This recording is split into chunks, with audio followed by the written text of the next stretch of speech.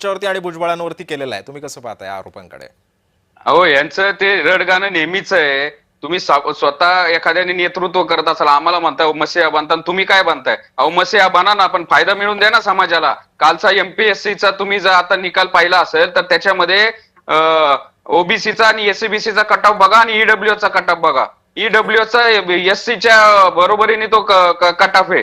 अहो स्वतःच्या समाजाला चांगलं सेफ असलेल्या एखाद्या कॉन्स्टिट्युशनली प्रूव्हन आणि न्यायालयाने वैध ठरवलेल्या आरक्षणामधनं बाहेर काढायचं आणि मुद्दाम गर्दीमध्ये घुसवायचं ओबीसीच्या. का? तर फक्त स्वतःची नेतेगिरी करायची, कुठल्या तरी एका राजकीय पक्षाच्या अजेंड्यावर काम करायचं. त्याच्यामुळं मसिया कोण बनतंय आणि समाजाचं कोण नुकसान करतंय ना, ते सगळं दिसतंय. का बरं? मग तुमचे सगळे नेते विकेट करतात, ते योगेश केदार करतात, ते प्रवीण दादा गायकवाड करतात, ते तुमचे शिवानंद ते करतात. ते थांबा, आता बोलून द्या ना, बोलून द्या ना.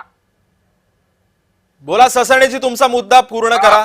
तेच मी म्हणतोय. आणि ते सांगतात ते आमच्या वाट्याचं खाल्लं. आवाज शरद पवार असू, कोणी असू, पंतप्रधान असू, हे सगळं संविधानिक आहे. 9 जजच्या बेंचने दिलं होतं. मग 92 ला निकाल आल्यानंतर मग 92च्या मंडलच्या लिस्टमध्ये, महाराष्ट्राच्या लिस्टमध्ये का नव्हता?